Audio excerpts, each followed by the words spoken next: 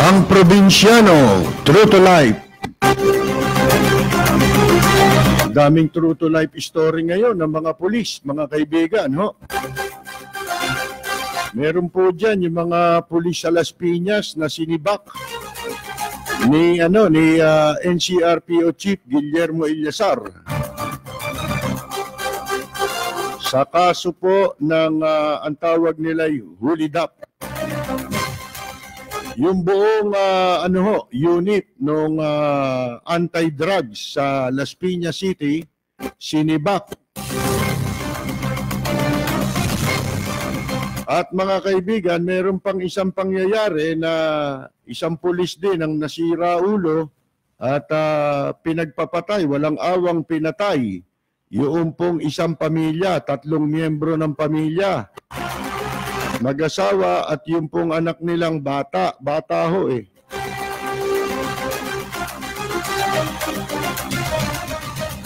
Mga pang pang-probinsyano ito, sequence. Sequence ba yan? Sequel. Mga kaibigan, oh.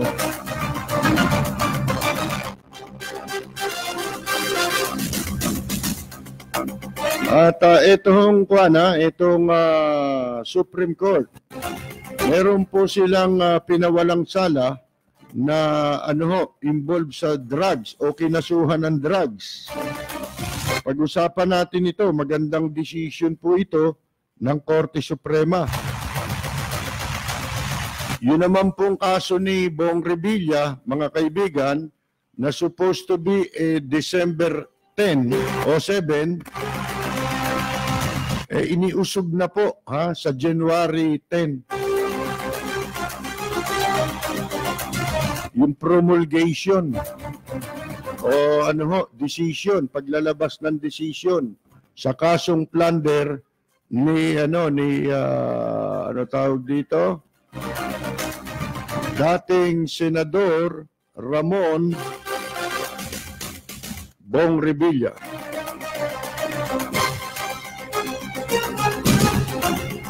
Ito namang Senado ay magpapaimbestiga daw po dahil sa pagdagsa ng mga illegal na inchik na nagtatrabaho illegal dito po sa ating bansa.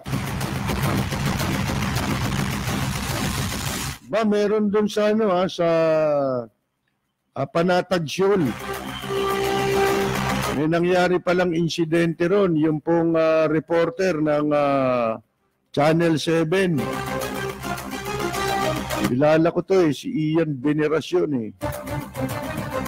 Nakasama ko sa presidential state visit ito noon Pero wala pa siya dyan sa 7 nasa Channel 9 yata siya.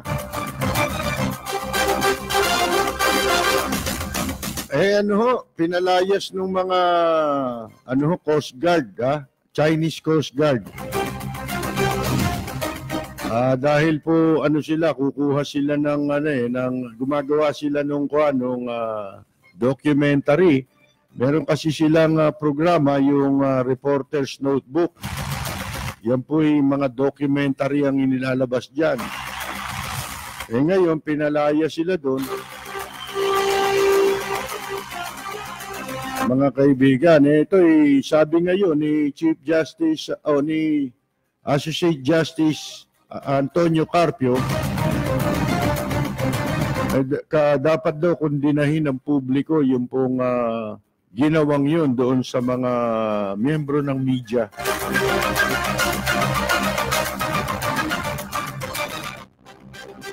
Kasi itong itong probinsyano, itong PNP, merong pinagkasunduan pala. Pipirmahan o napirmahan na nila.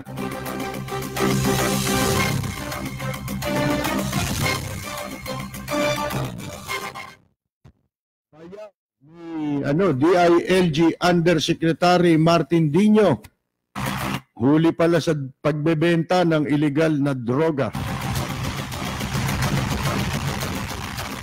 Yan siguro dahil lang, kaya ayaw ipatupad yung mungkahi natin na lagyan ng lason yung droga baka masinghot ng kamag-anak nila patay. Ang COMELEC naman merong isasagawang pabingo. Raffle. Iraraffle na raw nila yung pong mga party list para sa listahang ilalagay sa balota. Ang gagawin, palabunutan. Parang bingo, no?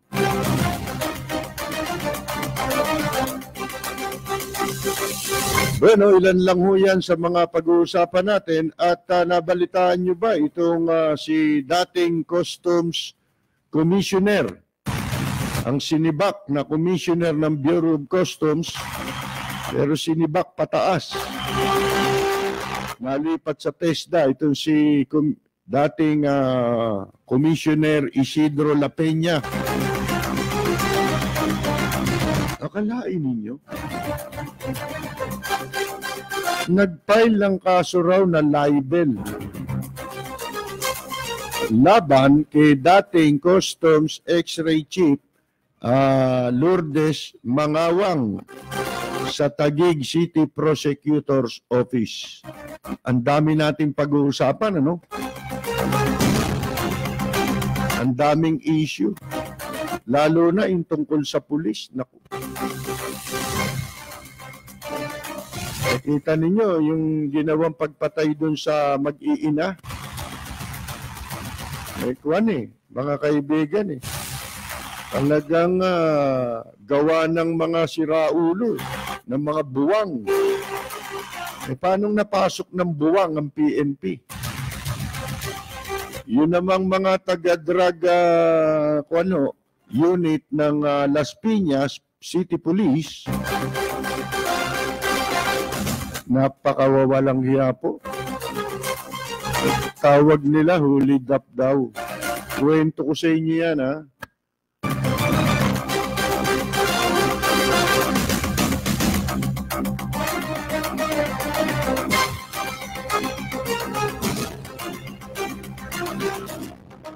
Bueno, mga kaibigan, ito ho, merong pinawalang sala. Binaliktad ng Korte Suprema ang conviction ng isang nahatulan sa pagbebenta ng shabu. Ito'y nahatulan 3 taon ng nakararaan. Pero ang sabi ng Korte Suprema, ito'y hinatulan sa mababang hukuman. Pagkatapos, inapila sa Court of Appeals yung kaso, inaffirm yung decision ng lower court. Pero pagdating po sa Korte Suprema, binaliktad ng Korte Suprema at inabsuelto yung pong hinatulan sa pagbebenta ng droga. Ito'y desisyon na inilabas kamakailan, pero ito'y pinirmahan November 5 mga kaibigan ng Supreme Court Third Division. Ipinagutos ng Korte Suprema ang pagpapalaya dito kay Federico Signeres mula sa kanyang pagkabilanggo sa New Bilibid Prison sa Muntinlupa. Ito mga dahilan, mga kaibigan, sinasabi, for failure of the prosecution to prove beyond reasonable doubt that he was guilty of peddling illegal drugs. Ayan po, itong si Signeres ay hinatulan ng Taguig City Regional Trial Court ng habang buhay na pagkabilanggo noong December 2015. Dahil sa pagbebenta di umano ng 0.87 grams ng shabu. Gaano ba karami yun? Ibig sabihin, wala pang 1 gramo yun, di ba? Meron na bang 1 gramo yun? Wala yata Kasi 0.87 mga kaibigan, ang ayon sa Korte Suprema, ito ang mga dahilan kung bakit, magandang pag-usapan ito, yung mga dahilan kung bakit po nabaliktad yung kaso at yung pong suspect na unang hinatulan sa lower court ay inabsuelto ng Korte Suprema. Ang sabi po sa desisyon, yun daw police, sabi, police failed to comply with regulations for handling seized illegal drugs. Kasi may, standard operating procedure sa mga trabaho ng pulis na may batas yan.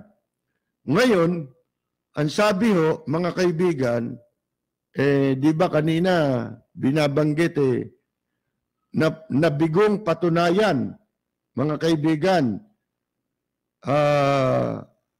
beyond reasonable doubt, yung pong kaso laban doon sa sa suspect. Mga kaibigan, yun ang sabi sa desisyon. Ang sabi ng Korte Suprema, ang pagkakabasura sa kaso, dahilan nga po sa hindi po napatunayan beyond reasonable doubt ng prosecution yung pong tao na kinasuhan doon sa kasong ikinaso sa kanya.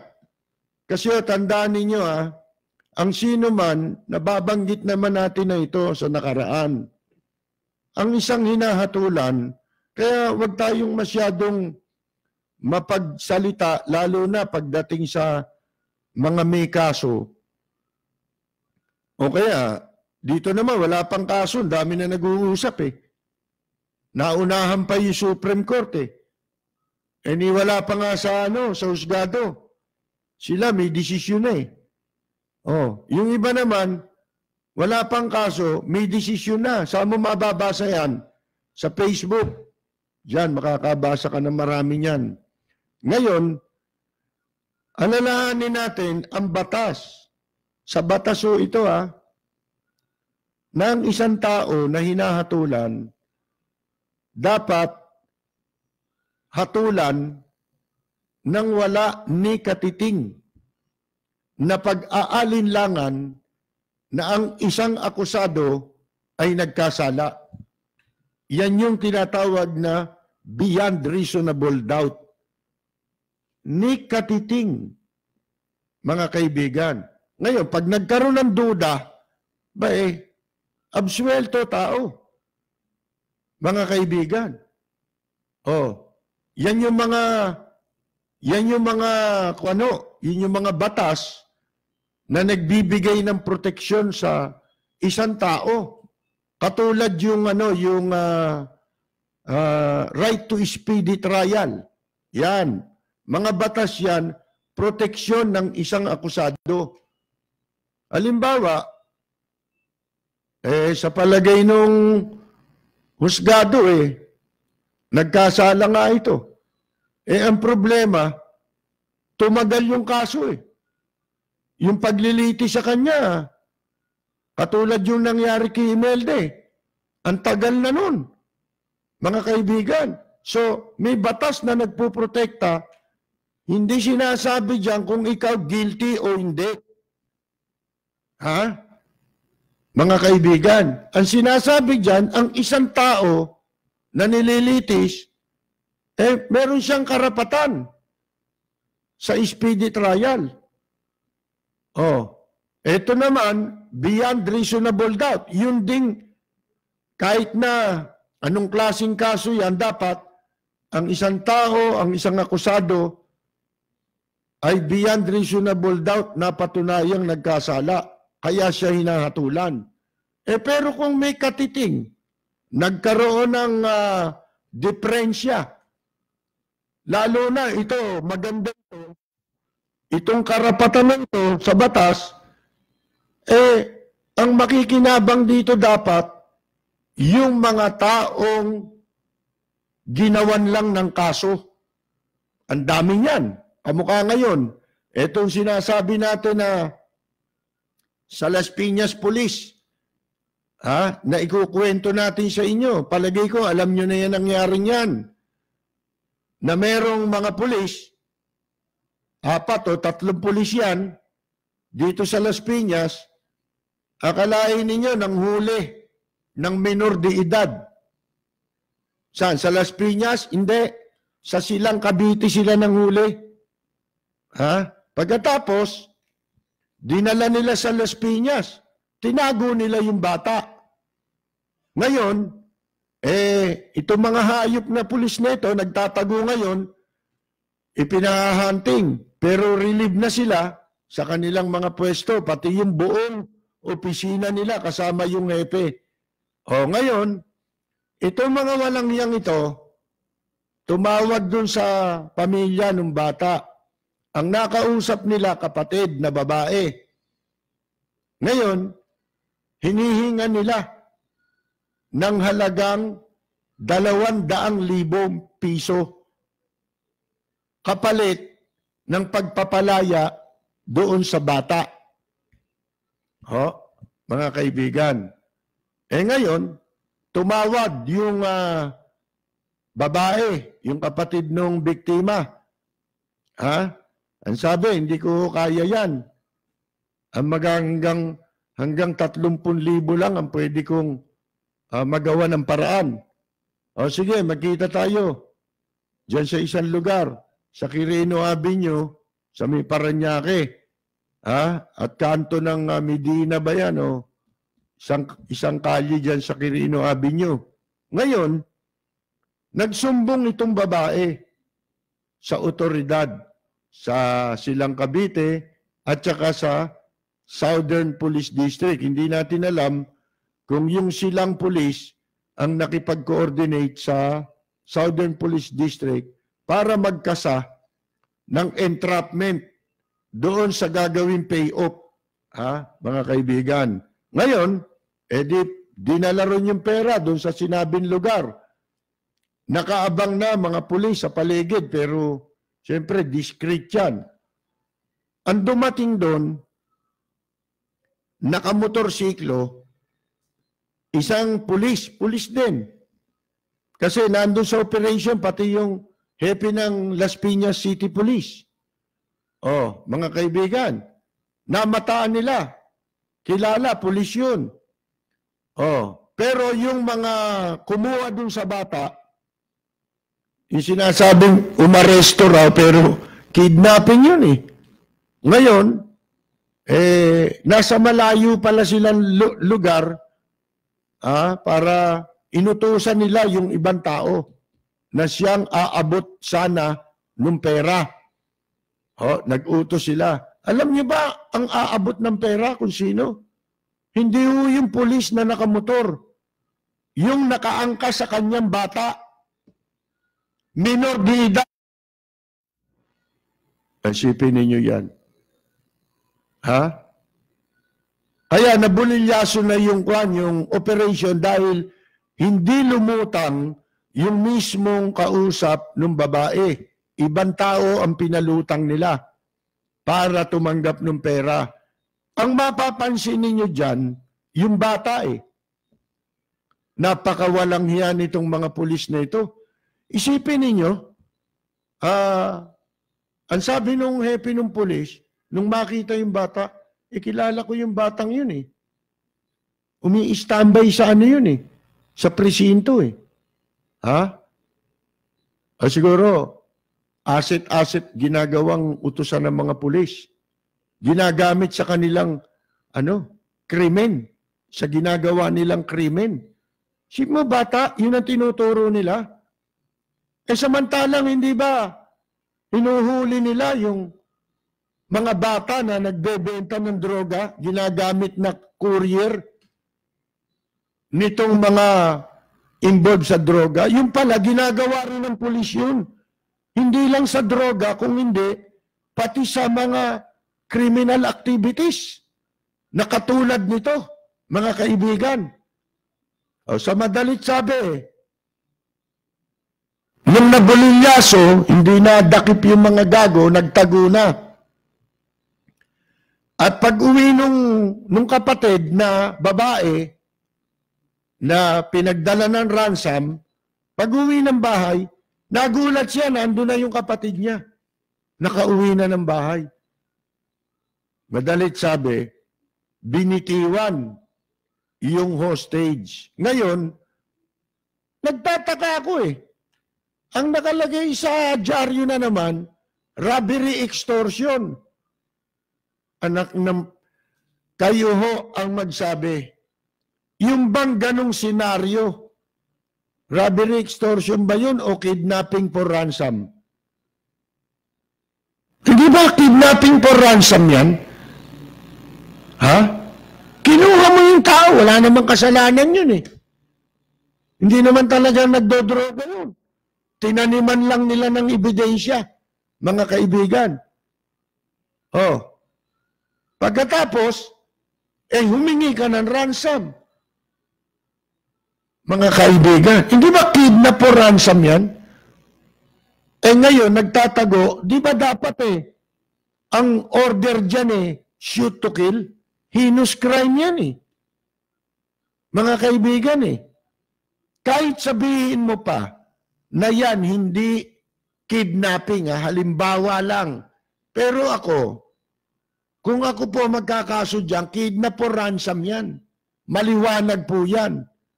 Kahit tanong niyo sa abogado Ngayon, iyan po mga kaibigan. Isipin ninyo, bata ang ginagamit nila sa paggawa ng krimen. Pagkatapos, magagalit si General Albayalde tsaka itong naglilinis-linisan ng mga pulis doon sa napapanood sa probinsyano. Abay, di ba kayo nahihiya? Hindi pa natutuyo yung laway ninyo sa pakikipag-usap doon sa mga ang probinsyano Eto, nakakahiya. Mga kaibigan. Karumal-dumal. Sabihin mo, hindi kidnap o ransom yan, mga kaibigan. Alam ba ninyo ang batas? Sa planting of evidence, yung pag ikaw nag-fabricate ka ng kaso laban sa isang akusado, inaakusahan mo, nag-fabricate ka lang, umimbento ka. Di ba? Pati yung planting of evidence, invento yun, di ba? Wala naman dapat kaso yung tao. Ginawan mo, inimbentohan mo ng kaso sa pamamagitan ng planting of evidence. Alam ba ninyo katumbas na kaso doon? Mabigat yun. Ng bigat. Halimbawa, pinaso sa'yo, droga. By doble nun. May batas yan. Laban sa mga nagpa-planting of evidence. Lalo na yung ginawa nila, mga kaibigan, hindi naman simpleng planting of evidence yun Yun kidnapping for ransom. Wala kayong karapatang i-hold yung tao, akusahan ninyo, pagkatapos hingi kayo ng ransom. Bakit? Pulis kayo Pero ang totoo, kriminal itong mga ito, uniformadong kriminal, mga kaibigan. Mga adik sa pera, ang business nila ay crime. Sakto, no? Walang aling. Ito yung mga hinahunting na pulis dahil po sa kanilang true-to-life story na ginawa dyan sa Las Piñas. Ito, nababasa ko ngayon, meron ng mga runner. Ultimo, yung pong chief of police ng Las Piñas City, sinibak na rin. Dapat lang, mga kaibigan. At hindi yan, dapat ipag-utos yung pong shoot to kill. Ha? Shoot to kill order dapat ito. Eh, ang laking krimen niyang ginawa nilang yan. Isipin ninyo yan. Safe pa ba ang publiko sa pulis? Ito, sunod-sunod na naman. Katatapos pa lang nung series of rape. Ha? Yung spate of criminality, mga kaibigan. Rape. Ito naman. Ito, malimit nang mangyari ito. Ang problema, dina-downgrade ang tawag ng pulis lagi dyan pag sila, robbery extortion lang. Yan KFR yan Kidnap for ransom. Ang mga hinahunting, dahil sa kanilang true-to-life story na ang probinsyano talaga ang labas, mga kaibigan, itong sina PO3, Joel Lupig. Mga mga PO lang, hindi ba? PO2, Vener Guanlao. Si PO1, Mark Jefferson Fulgenio, at isa pang PO1 na si Jeffrey De Leon.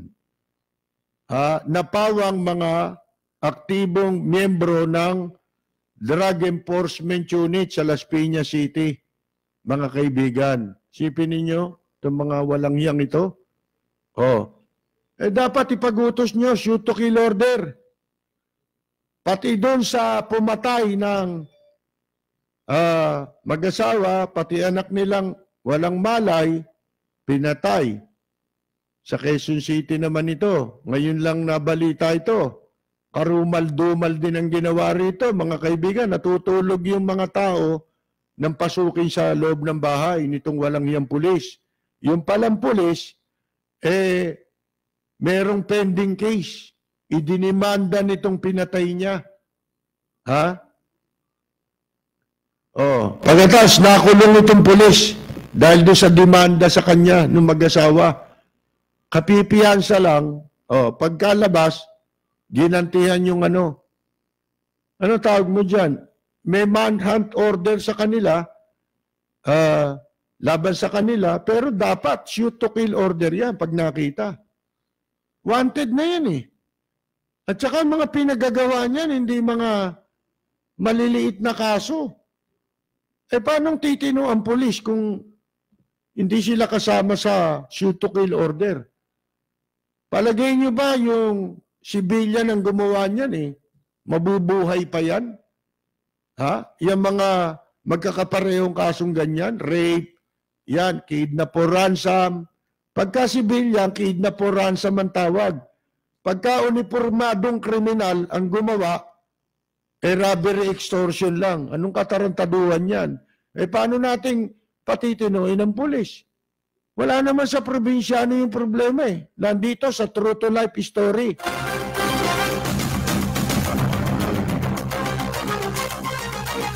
May tawag tayo mula sa kay Ginang Leti Jimenez. Magandang gabi po. Magandang gabi, Sir Percy Lapid. Dadagdagan ko lang yung sinasabi mo tungkol yan sa pulis na yan kasi 3 dekada na rin itong nangyayari dito. Ngunit hindi ito lumalabas. Hawak, alam mo naman yung mga politician hawak nila yung mga media. So kung pangit ang news, hindi nila lumalabas. Ba't ang dami na nangyayari dyan sa Las Piñas na hindi pinalalabas? Ito kasing si Chief Eliazar ay nagpapasalamat ako. I salute him sa nakita niya ang totoong nakalagayan sa Las Piñas. Siya lang ang nakagawa nito dahil ako pumupunta dyan sa police station. Excuse me. At tuwing tatanungin ko tungkol dito sa nangyayari kay Jaguar, dyan sa drugs na billion sa PhilAm, ay ako'y iniikot nila at wala silang masabi sa akin. Wala raw silang alam, ganyan. Basta pinaiikot ka. Ngayon, ito kasi hindi mangyayari ito na ganito ang mga pulis dito kung hindi may pinoprotektahan. Itong mga pulis na to, sila talaga ay pinoprotektahan. Pinoprotektahan nila ang local officials, especially the councilors na alam ko yung vice, mga magkakamag-anak lahat ang councilor dito. Hindi, Kamag-anak. ano ang kaugnayan mo niyan doon sa kaso? Ito Pinakikita- nangyaring ito ngayon. Yes, pinapakita ko lang na ito hindi mangyayari kung walang koneksyon ng mga grupo na humahawak dito at hindi ito magiging Hindi, abusado. kaya nga dapat, ang order kagad dyan is shoot to kill. Hindi Yes. pwedeng ganyan lang manhunt, ha? Eh wala yan eh. Correct. Mga Tama yan. kaibigan. Tama kaya, Kuya Percy. Hahanap lang ng connection yan, yung katulad ng sinasabi mo, pagkatapos, pagpapalamig para doon sila susuko. Yes. Hindi. Shoot to kill order. Kung si Mayor Lim yan, shoot to kill order na yan. Oo, Kuya Percy, ganito pa yan. Ganyan Ako, ang ginagawa ni Mayor Lim pag pulis. Nung siya nakaupong mayor. pinapahiya Oo. talaga ni Mayor eh. Dapat iyan talaga ganyan ang gawin. Pero hindi talaga titigil yan kung hindi mo talaga ito shoot to kill na talaga.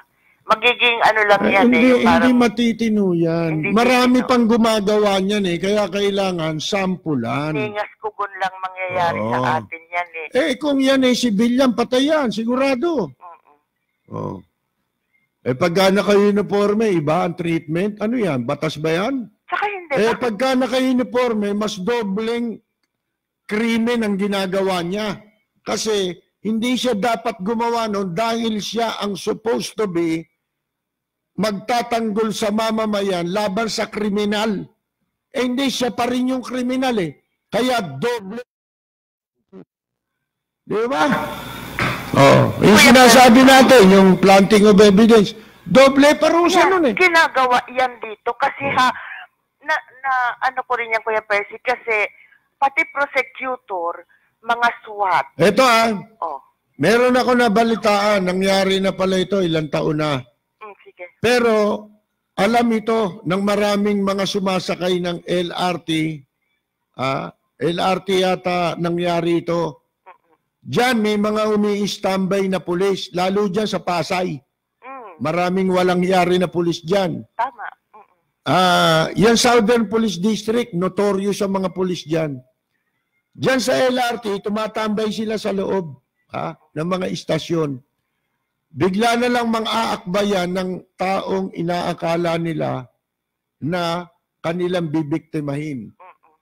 Biglang aakbayan, may isisingit sa bulsa, tapos bigla kang dadamputin. Alam nyo kung ba't nalaman namin? Paano? Ang nagsasabi, mga security guard, pero wala silang magawa. Tama. Oo. Kaya ang sabi niya doon sa isang nahuli, naku, tuluyan niyo yan. Yan ang trabaho nilang ginagawa rito. Siyempre, mga security guard, takot sa pulis yan. Yan, paimbestigahan ninyo kung di totoo. Diba? Dahil meron akong isang kakilala na nabanggit kanina yan. Nabiktima siya ng ganyan. Pero, ang problema, hindi nagtagumpay. Dahil may matinong trabaho yung tao na ginano nila.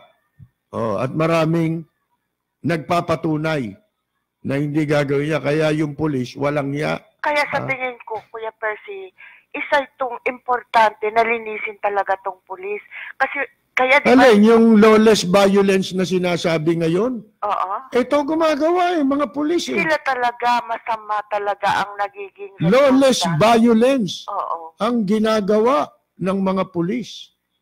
Kasi sila, sanay sila, Kuya Percy, yung, sanay sila sa tong, Sabi pagbibigay ko ng sa inyo, pera.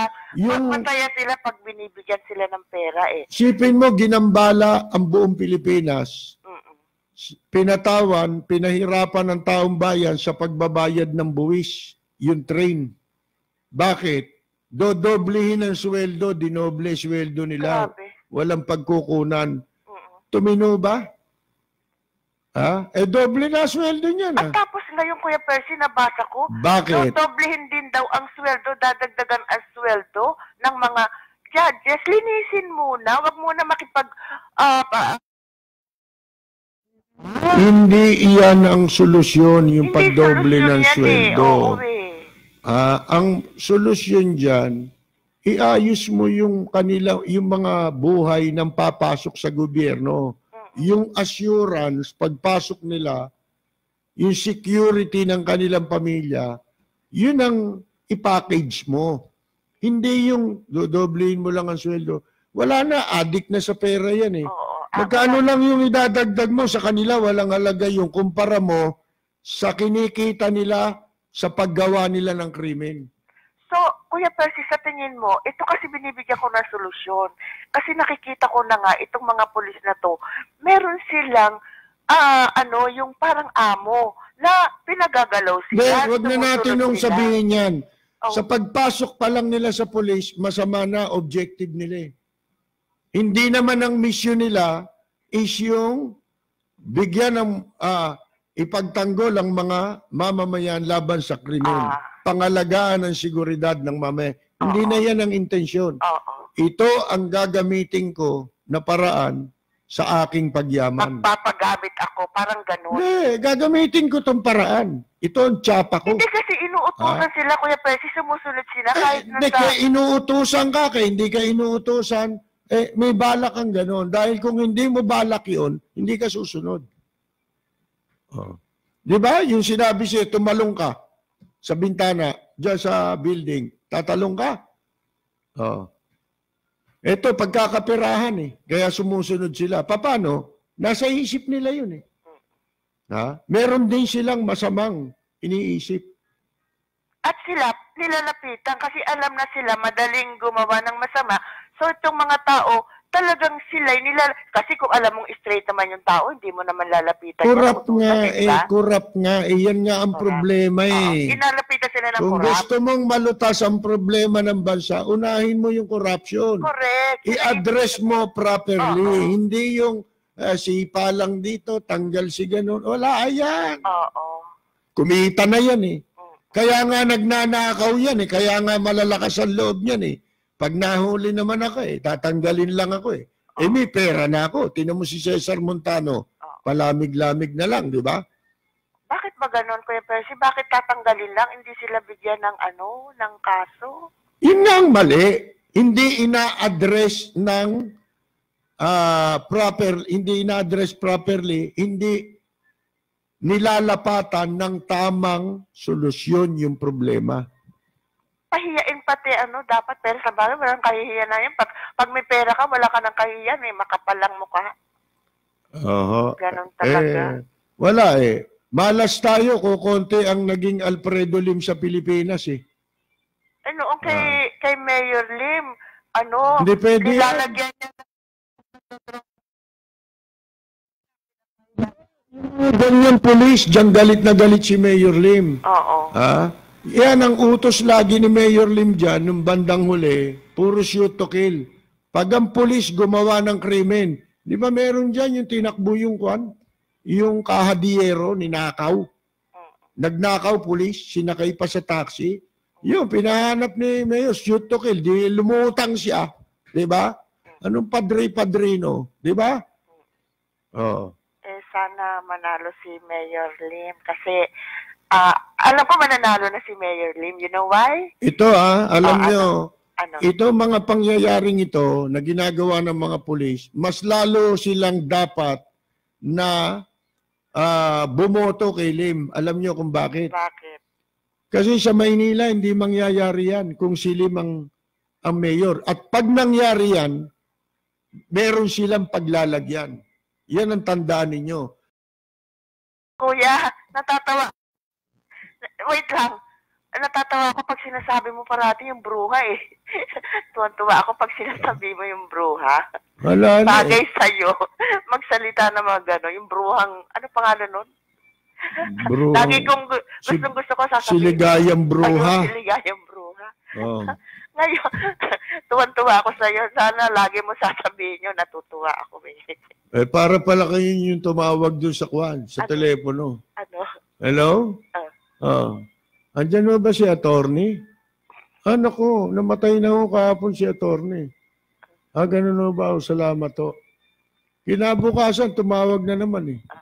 Hello? Pwede ba makausap si attorney? Di ba tumawag ho kayo kahapon? Eh, namatay na ho eh. Sinabi ko na sa inyo eh. Ganun ba? O, salamat ha. Ba kinabukasan, tumawag na naman. Sabi, hello, nandyan ho ba si attorney? Sabi nung sekretarya, naku, kayo na naman o, tigas naman ang ulo niyo. Sinabi ko, namatay na si attorney. Sabi nung, ba't ba ang kulit-kulit niyo? Eh, sabi nung babae, pasensya ka na iha, kasi gusto ko lang marinig na matay na si attorney. Ano, misis? Sige, maraming salamat. Kanina pa ako, oras pa kami tatawag pa. Salamat ho, ha? Tayo, baka mapagkamalan, galit sa pulis. Hindi. Katunayan eh. Kaya tayo nabubuisit pag nakakarinig tayo ng ganyan. Nasasayang yung ating pagmamalasakit. Yung encouragement na naiaambag natin sa pamamagitan ng programa natin at ng ating pagsulat para ang pulis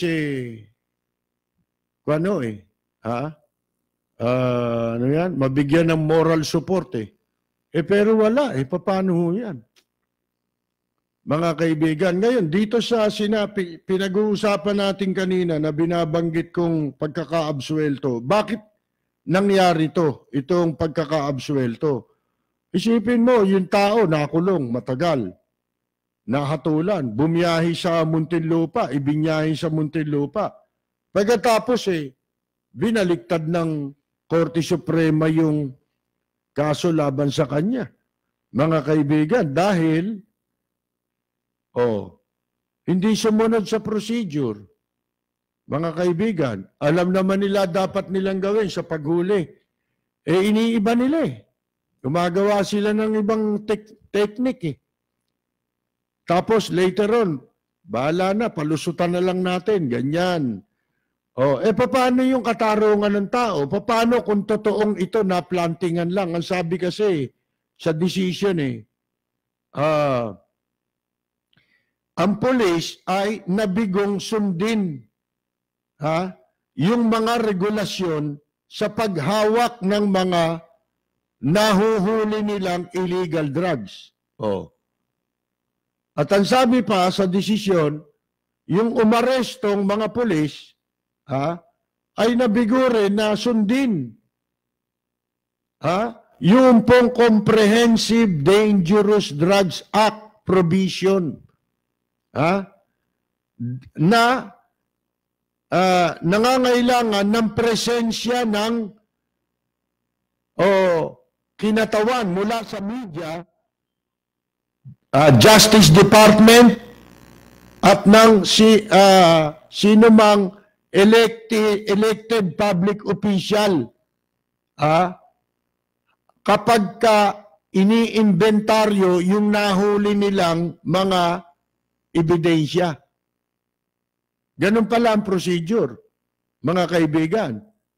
Dapat may media, dapat may taga-Department of Justice, fiscal, di ba? Pagkatapos, meron ding isa pa, elected official. Sino man yun? Barangay, konsehal, o LGU. Local official Pangunahin na dyan, barangay.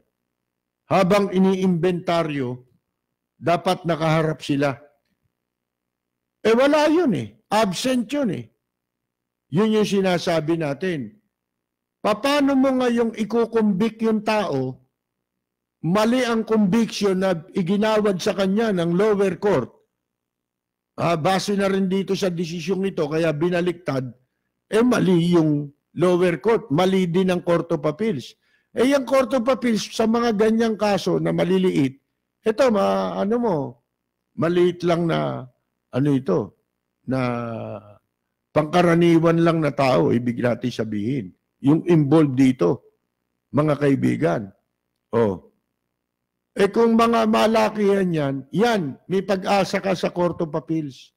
May pambayad ka Pero kung ganyan, normal procedure, kaya ka umaapila dahil alam mo, wala kang kasalanan, huwag ka na umasa ng katarungan dito. Asahan mo na, hindi ka kakatigan nito. Ang kakatigan nito, yung mali. Hindi man nila intensyon katigan yung mali, hindi na nila babasahin niya. Wala naman silang kikitain dyan eh. Ba't pa namin babasahin yan, pag-aaralan yan? Pag-aaksayaan pa namin ng panahon yan. Wala na, appear mo na lang yan. Di ba? Ganun ang ginagawa. Bahala na sila sa Supreme Court. Yan ang sistema ng katarungan natin. Mga kaibigan, tandaan ninyo, ang conviction, ang pagpapataw ng hatol sa sino mang akusado, kinakailangan siya ay nahatulan beyond reasonable doubt. Ibig sabihin, kung may katiting na pagdududang nagkasala nga ang isang akusado, ay hindi siya hatulan.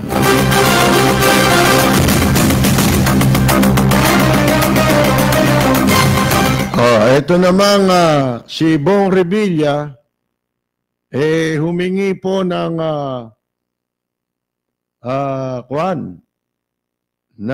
nagpa-reset pala yung kanyang abogado. Mga kaibigan, na babasahan na sana ito ng hatol sa December 6. O December 7. Mga kaibigan,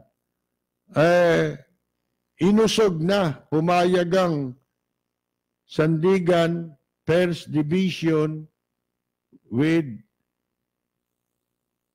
how much million pesos ito? Pesos. Yan. Mga kaibigan, dun sa 16 na grab case, para daw ito, hiniling nila na maiusog yung promulgation, yung pagbasa, mga kaibigan, pagbaba ng hatol. Mula sa dating petsa na itinakda noong sa December 7, inusog, pumayag na January 10, pinayagan ito ng Sandigan ng Bayan. Lahat naman, ultimong paalam yan pagka yung sumasakit na puso ni Bong Revilla, pwede bang lumabas? Pwede. Ito ang ano niyan. Yan. Mga kaibigan, kasi daw, ang dahilan,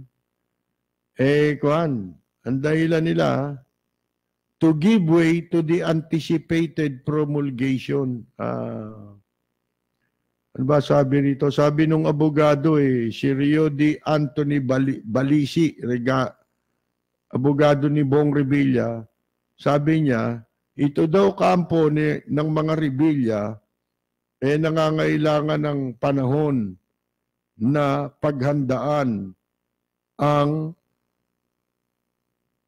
paghatol o yung araw na ibababa yung hatol sa plunder case.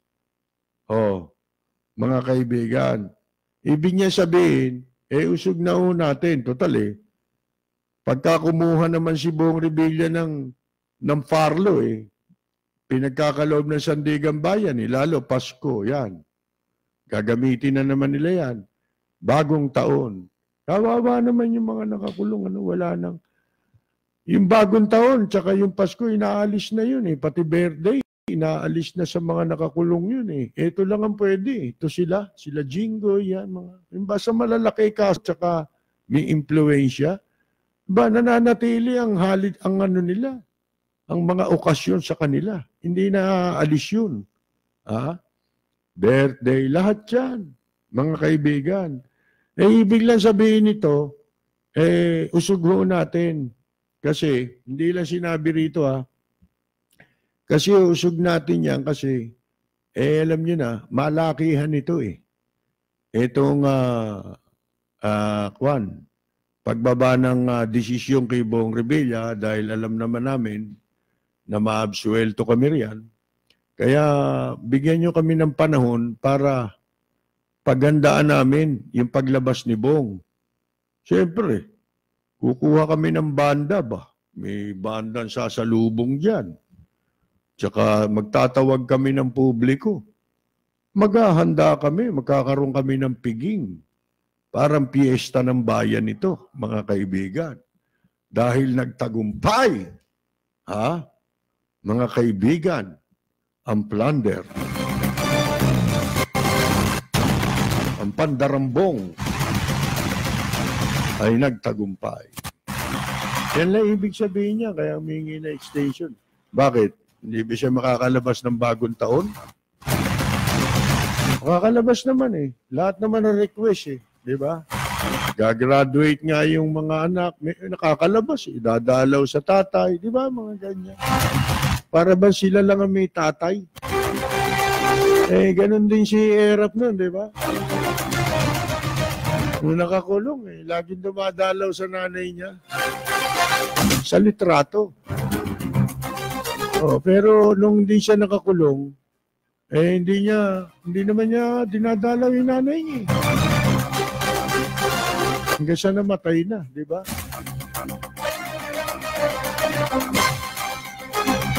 Eh ngayon, mga kaibigan, ano pa itong balita? Ito nga, yung si La Peña. Baka kalain ninyo, naghain ng kaso, libelo yata ang inihain ito eh. Labang kay Attorney Maria Lourdes Mangawang, mga kaibigan, sa Taguig Prosecutor's Office. Sa kanyang inihaing reklamo, sinasabi ni La Peña na ito daw si Attorney Mangawang sinira ang kanyang reputasyon. Sino ba sumira sa reputasyon mo? Hindi ka paniwala yan. Ako hindi abogado pero ito tingnan ninyo. May nangyari ba sa customs sa panahon ni La Peña? Wala. Di ba meron? Sa panahon ni Pa Eldon, di ba may nangyaring ganon? Pero nakita ninyo, magkaiba ang treatment, di ba? Kay Pa Eldon, iba rin sa kanya. May nangyari, sa madalit sabi. Yung nangyaring sa panahon ni La Peña, si Mangawang ba o siya? Paano nasira reputasyon niya ron? Kung may sumira, kasi nakatanga ka napalusutan ka o pinalusutan mo talaga. Dalawang bagay lang yun. Tapos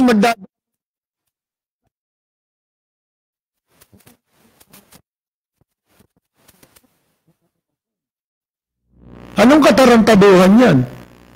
At yung mga sinasabi niyang libel, saan ba sinabi yan? Di ba doon sa Senado sinabi yan? Mga kaibigan, at nung panahon na yan ay iniimbestigahan. Yan ang sinasabi natin. Paano ngayon? Yung mga tao na dinidiscourage natin, sila pa ginigipit natin. Yung mga tao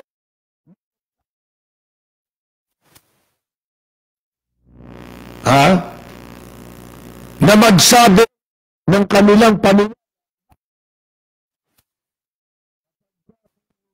hindi magagandang pangyayari kamukha niyang sa customs na yan. Mga kaibigan. Di ba? Paano ngayon? Di ba ganyan ang ginagawa doon sa mga tumitistigo, yung mga whistleblower. Yun ang ginigipit Harassment yan. General Isidro La Peña. Kung merong kasiraan na nangyari sa iyo, sa palagay mo, sino ba gumawa nun? Ba't ka mag-aakusa ng tao? Di ba? Libel? Naka-libel, walang kwentang kaso, hindi maganda yan. Yung kaso ninyo, mabigat. Yung laban sa inyo, droga yun eh. Sipin mo, itong mga nasasangkot sa mga krimen ngayon eh. Yan ngayon na nagkakaroon ng lakas ng loob. Nagipitin pa yung mga tao, lalo na kami. Di ba ganyan ang madalas kong inaalmusal, libel? Bakit? Nagagalit yung mga tao eh. Ang sasabihin nilang, sinisiraan mo sila. Anong sinisiraan? Sino ba gumawa ng kasiraan nyo? Hindi ba kayo yun? Halimbawa, nagnakaw. Eh, sinulat mo, nagnakaw. Oh, ididimanda ka ng libel. Bakit mo ako ididimanda? Eh, ikaw itong nagnakaw. Tingnan mo, mga kaibigan, yan ang masama eh. Kaya yan, libel na yan. Alam niyo ba yan, labag sa batas yan, libel? Labag sa konstitusyon yan, kung tutuusin ninyo. Nakalagay sa konstitusyon, no law shall be passed abridging the freedom of speech. Ano ba yung sinasabi sa Tagalog? Wala niyang pwedeng o dapat nalikhaing batas na magpapasikip sa kalayaan ng pamamahayag, pagsasalita. At bali ba, sa ibang bansa na pinagkokopyahan natin ng mga batas natin, especially Amerika, dyan tayo, may tayong mga opya eh. Pagka nakita mong wala pa ritong batas na ganyan, kokopya doon. Eh ba't hindi nyo kinopya yun en toto? Yung libel sa Amerika. Kasi sa Amerika, civil case yan eh. Eh dito, criminal case yan eh. Di ba? Kaya nga merong mga tarantadong mambabatas na kapag ka mag-e-eleksyon, laging nilalabas na panukala raw nila na kailangan maipasa ito, pero sasabihin lang nila yung pag malapit na eleksyon. Para makakuha ng simpatya sa media. Pero pag nanalo na, katulad ni Grace po, nasa na yung FOI bill? Wala na, di ba? Patay na, di ba? Pinas lang na nila. Tsaka yung decriminalization of libel. Si Mayor Lim nga naging senador 2004. Di ba May ang election? End of June 30, June 30, 31, July 1, July 1, nag-i-start na silang mag-assume ng posisyon nila kung nanalo ka ng Mayo, di ba? Nasa batas yun. Ngayon, alam ba ninyo si Lim? July. Nanalo siya May 2004 na senador. July. First week of July or second week of July, 2004 din. Nagumpisa na maghain ng bill si Mayor Lim. Senator Lim siya noon. Ano yung mga inihain niyang bill? Decriminalization and libel. But kailan ang susunod na eleksyon? 6 years after pa ulit ang eleksyon. Pero si Lim, makikita mo, hindi niya gagamitin sa kampanya. Kasi kung politiko siya, gusto niya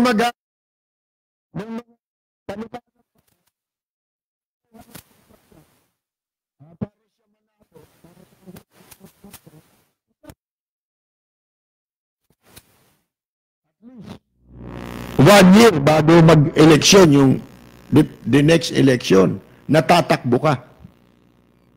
Di ba?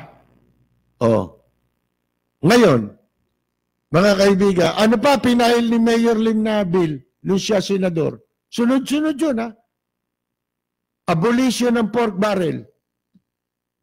Ano pa yung isa? Meron pa isa Anti-dynasty. Yung batas na magpapatupad sa probisyon sa saligang batas na nagbabawal ng political dynasty. Yan ang mga inihain na bill ni Lim. Ano nangyari? Parang may dumaang anghel doon, natahimik lahat yung senador Si Lim naman, walang kamuwang-muwang, hindi niya alam na ikagagalit ng mga mambabatas yun sa kanya.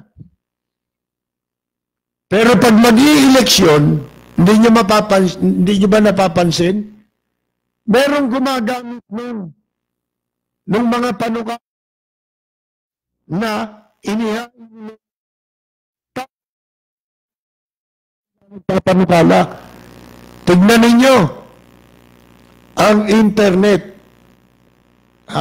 Hanapin ninyo yung mga bill na yan. Makikita ninyo, lalabas ang website mismo ng Senado. At makikita ninyo ang estado ng mga panukalang batas na yon na ang author ay si Mayor Alfredo Lim at saka ang petsa. Pero naka-archive. Yan. Yan, madalas kasangkapanin niya ng mga politiko pag malapit na eleksyon. Tapos palilitawin nila sila yon. Pero nung galit sila sa mga batas na yun na binanggit natin. Dahil lahat yun ay nakaka-apekto sa kanila. Sila ang tatamaan ng mga batas. Ayaw nila yun. Di ba? Kaya yung mga katarantaduhang libel na yan, kagaguhan yan, mga kaibigan. Nasira daw yung karangalan niya. Reputasyon. Ano ba reputasyon mo? Yan ang reputasyon mo. Yan nangyari sa custom. Ilan yung container na hindi nyo na nasagot yun hanggang kailan? Yung tiles, nasan yun? Yun ang unang kaso ni La Peña, hindi na nabanggit yun eh. Mga kaibigan eh. Yung smuggling ng tiles, ilang daang container yun, pinalusot. Sabi naman ng mga gunggong, sa panahon naman ni Pinay, 2,000. Teka, lagi na lang ganun eh. Pag kami nabanggit kang maling nangyari dito, uungkat nung nangyari sa nakaraan. Teka muna, mali ba yung nangyari nung nakaraan o hindi? Kung mali yun, ba't ginawa ngayon? Tama ba yun? Nangyari noon? Di ibig mo sabihin, tama rin yung nangyari ngayon.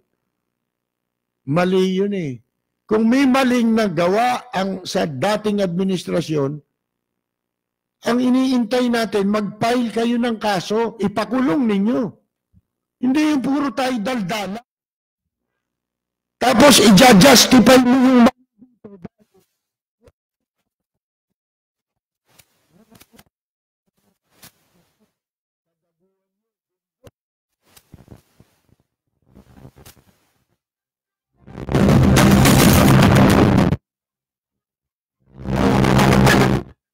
magawa niyong gunggong ang sarili ninyo.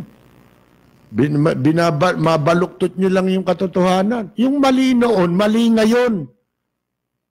Kahit anong panahon, yung mali ay mali yun. Yung tama, tama yun kahit anong panahon. Yun nga sinasabi natin, ibig mo sabihin eh. Namimili ka ng gagawin.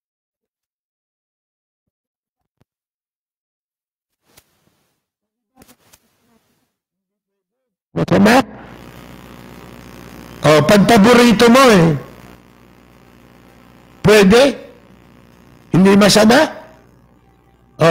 Ganon ang nangyayari ngayon. Ito mga idiot. Na ganyan ang paniwala. Mga kaibigan, mga gunggong. Lalo niyong pinasasama ito para i-justify niyo lang yung paniwala niyo. Nabaluktot na paniwala. Maling paniwala. Ibig mo sabihin eh, pag iba magnanakaw, masama. Pag paborito mo magnanakaw, hindi masama. Huwag pag-usapan. Kagaguhan yan.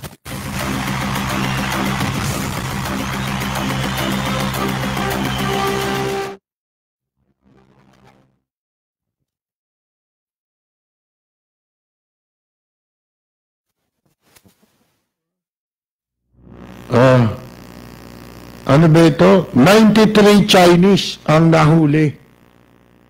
Illegal. At illegal yung trabaho pa. Ha?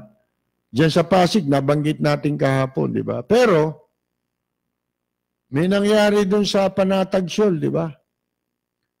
Yun nga, yung binabanggit natin kanina, yung mga nasa media na gumagawa ng documentary, pinalayas nung mga Coast Guard ng Inchik, mga kaibigan. So ito naman ngayon, may sinasabi na dapat daw imbestigahan yung influx, yung pagdagsa dito ng mga illegal Chinese workers. Ngayon, doon tayo sa Panatag Shoal.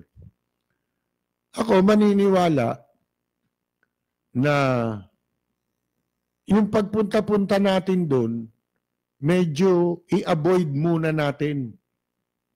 Bakit? Dahil ba sa sa pakikipagmabutihan ng administrasyon dito sa mga incheck? Hindi yun ang primary concern na involved dyan. Okay, meron tayong press freedom. Yun ang ini-invoke nila dyan. Wala namang masama. I-invoke mo yung press freedom mo. Pwede mo namang gawin yung documentary. Ha? Wala namang masama. Gumawa ka ng documentary. Ito lang ang sa akin, ha? Ang alam ko, sa press freedom, kasi ako meron akong authority magsalita tungkol sa makipaglaban para sa kalayaan ng pamamayag. Dahil yan, on record naman yan eh. Hindi naman ito kwento lang eh. Mababasa ninyo yan, official record naman yan, na minsan ay nakipaglabang kami para sa kalayaan ng pagsasalita.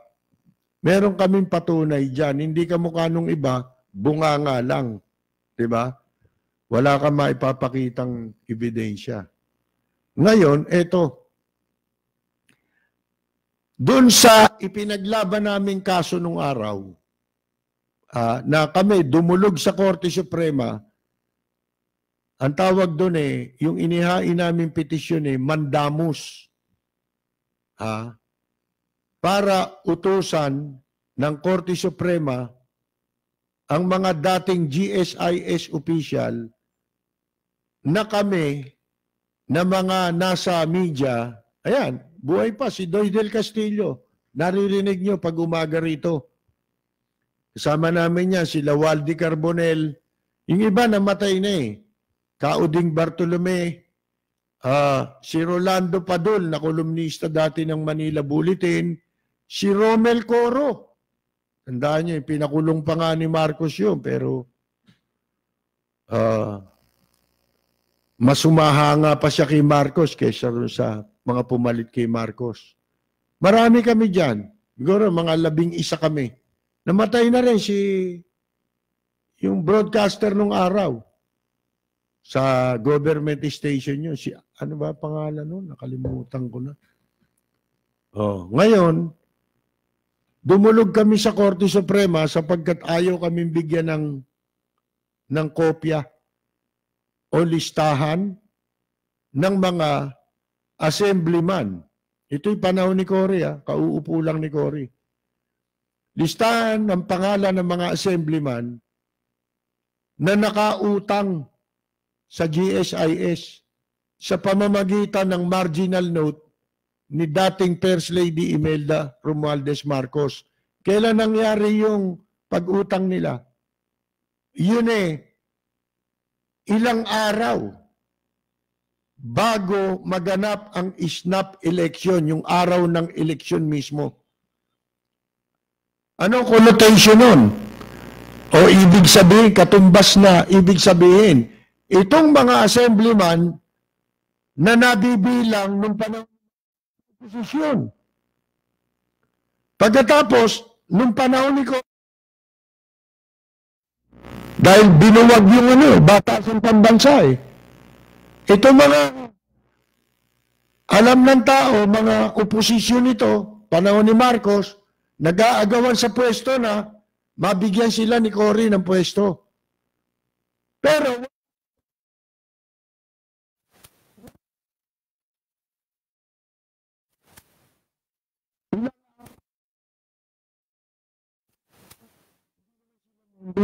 Ang lalaki ng nautang. At sila ay nagmula sa hanay ng mga nasa oposisyon. Yan, kasama si Orly Mercado. Kasama si, ayoko nang banggitin yung iba, namatay na eh. Mga kaibigan. Kaya yan nagtanim ng sama ng loob sa amin. Yung iba mga opisyal dyan.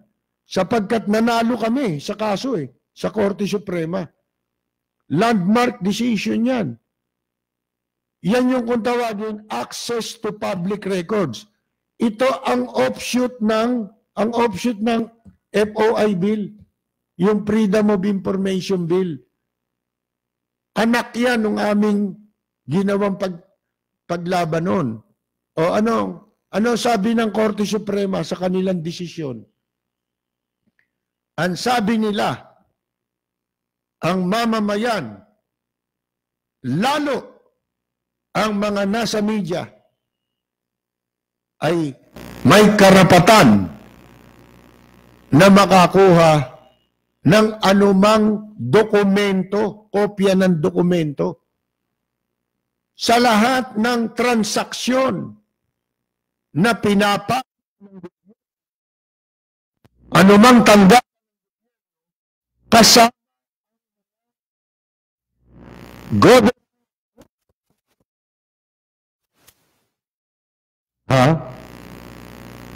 Sabi ng karapatan nila yan.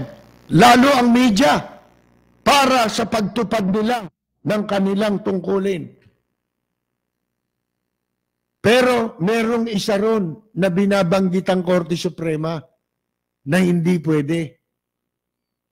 Alam niyo kung ano? Ang nakalagay doon, maliban na. Kung yan ay may kaugnayan sa national security. Kung magsasapanganib sa seguridad ng bansa, yan hindi mo na ma-exercise ang iyong freedom. Yun ang ibig sabihin, mga kaibigan. So, yung gagawin natin gano'n na para tayong nagpo-provoke, alam nating mainit na yan, may tension dyan At yung tension na yan, yan?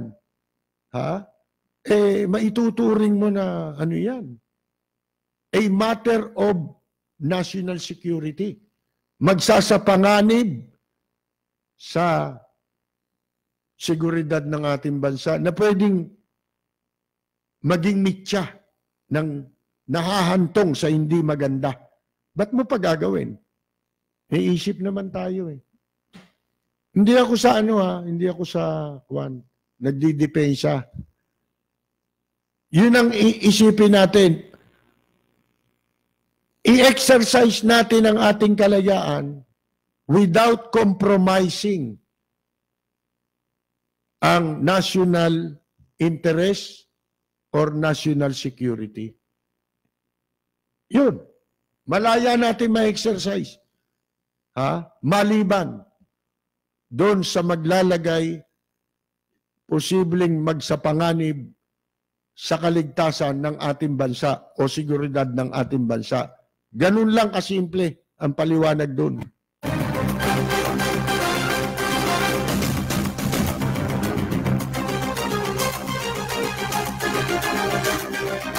Isipin ninyo, yung mga Chinese nagtatrabaho dito. Illegal ang trabaho.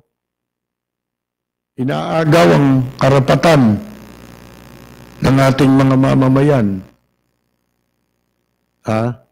Lumalabas ang pera ng ating bansa. Kumikita sila nang wala silang unfair, hindi ba? Ngayon, pagkatapos, ginagawa yung ganun sa atin. Ang pwede lang mag-assert ng authority doon sa pinagtatalo ng mga teritoryo, yung gobyerno. Pero tayo, wag na tayong dumagdag sa ganun. Pwede nating ma-exercise ang ating kalayaan nang hindi natin ikokompormiso ang seguridad ng ating bansa. Yun ang responsibility natin bilang mga nasa media. Di ba? Yun, gawin natin. Tayo nga, pinaalis dun sa panatag yun. Bakit ito mga ito? Walang ginagawa ang gobyerno. Yan. Diyan ka, ika nga, kumwestiyon. Diyan ka magpunta. Diyan mo i-questionin sila. Di ba? Tayo, hindi tayo makapasok doon. Hindi tayo makapag-assert ng ating right doon sa ating pag-aari. Kasi nga, hindi mo magagawa yun kung ikaw, media o pangkaraniwang kamamamayan, o private citizen ka, huwag mong gawin yun kasi may responsibilidad din tayo. Proteksyon na ng seguridad. Ang pagproteksyon sa seguridad ng ating bansa, hindi lamang tungkulin ng sundalo. Tayo rin. Hindi ibig sabihin, lalabang ka. Hindi. Huwag kang gagawa ng anumang bagay na pwedeng pagsimulan ng hindi natin inaasahang pwedeng mangyari. Di ba? Ganun lang kasimple yun. Yan, questionin mo ngayon. Bakit pinapayagan niya mga yan? Kaninong sindikato yan? Sindikato yan eh. Bukod doon sa pinayagan silang pumasok dito, kanino yung mga illegal na trabaho na yan? Ba't nakakapag-hire ng mga ganyan? National GI, Genuine Inchik, from mainland, mga kaibigan.